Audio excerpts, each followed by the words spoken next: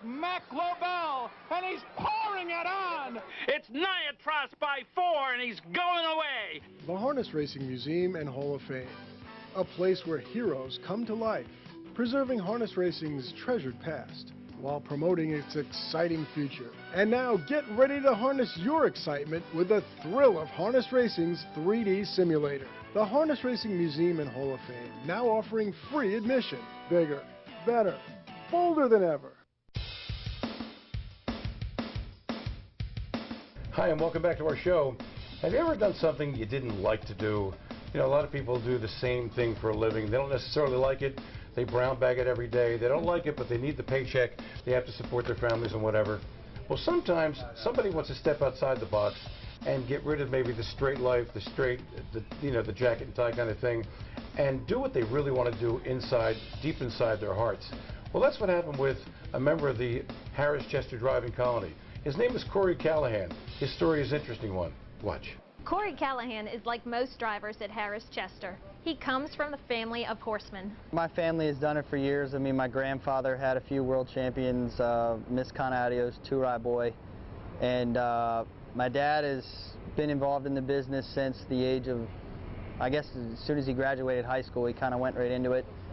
Grew up there on a horse farm, and I don't know, eventually just kind of made my way back to it. There is a difference. Callahan graduated from the University of Kentucky and didn't get started driving until 3 years ago. The 30-year-old started as an owner, putting on a suit and tie every day years before putting on the colors. I worked for a professional recruiting firm there as a IT recruiter. Not anything like on the staffing side of it. I did mostly permanent placements. You know, companies would hire me, you know, for a retained fee to find them anywhere from a PC tech to, you know, a CIO or something like that. And they're all chasing Jim's guy, who opens up by 4. Isaac Newton is second by 4. Leah Miles toward the inside, grandstand side, Starry Artist, but Jim's guy is well clear. His life as a recruiter has definitely helped him in the business of driving racehorses. You're chasing money, you know. I mean, it's like a sales job. You gotta, you know, build up your accounts, and I guess it works in a different way. I mean, you're not really calling into, you know, trainers and stuff like that saying, you know, hey, this is who I am, like to drive your horse. I mean, it's more of you know, performance-based and word of mouth. I mean, the best guys get usually the best horses, you know, but I've been lucky. I've got to drive a lot of really nice horses, and you know, it's been a good change for me. It was a great career move. Callahan is starting to make his mark on the sport. He credits his family for helping him get started to the winner's circle, and just recently won his 500th race. You know, nobody really worries too much about their 500th win, I guess. You know, and being 30, I guess I'm, you know, really kind of a little bit late, but you know, I mean, it's been a good pace. This is my 3rd full year driving, and you know, every year has brought forth, you know, more drives, more wins, and you know, more purse earnings. So hopefully that continues in the future. What a great guy, Corey Callahan. He got into the business because of a 21st birthday present, a harness horse given to him in Lexington, Kentucky. And he used to go with his fraternity brothers to the Red Mile and watch him race. Interesting guy. Yeah, he is a great guy. He does come off his best season yet in 2007 with almost $3 million in earnings. So good luck to Corey going forward. They contested the eliminations for the James Lynch Memorial at Pocono Downs last weekend in the 2nd division of the Lynch Memorial. Mozzie Hanover went to the gate as the even money favorite. Lightning Glory with Dan Dubé was in there. Respectable with Gingrich again, who won the first heat. And Sand Pleasure was also in there. Let's take a look at the 2nd division of the Lynch right now. The half reaching 56-4, 29 even, a breather there for Mozzie Hanover on the lead. Now she extends by a length and 3/4, coming after her on the outside here. Second, Lightning Glory with a big brush there. Following in the cover there, 3rd, Respectable, gapped out a bit. 4th, inside, Early Morning. 3rd over on the outside, Twin Oaks Tessa's 5th. Further back, Sand Pleasure and Cherry Bomb. And on the outside, Lightning Glory and Dubé goes by 124 and 1. That panel final, 27-2. Lightning Glory dusted Mozzie Hanover, but now she's got a challenge from Respectable and Gingrich on the outside. Mozzie Hanover back there in third. It's Lightning Glory and Dubé on the inside. Respectable and Gingrich on the outside. Respectable takes over the lead. Lightning Glory trying to fight back, but it's not happening. It's Respectable, and Gingrich gets the first two. The second division of the Lynch was won by Respectable Gingrich once again. Second was Dan Dubé and Lightning Glory. And Sand Pleasure with Greg Grismore in the bike finished third in 152 flat. Shannon? Yeah, you can never count out the Steve Elliott trainee, Respectable. Here's Yannick Gingrich to talk a little bit more about winning both those eliminations. In addition, he's going to talk to us more about the final.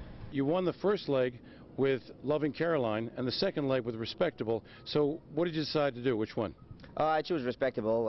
They wanted me to make a decision before the draw, so I had to go with the andiest mare. Respectable is a little andier, and I can do pretty much what I want with her in the race, so that's the reason I lean towards her. Yannick, how do you see the final setting up?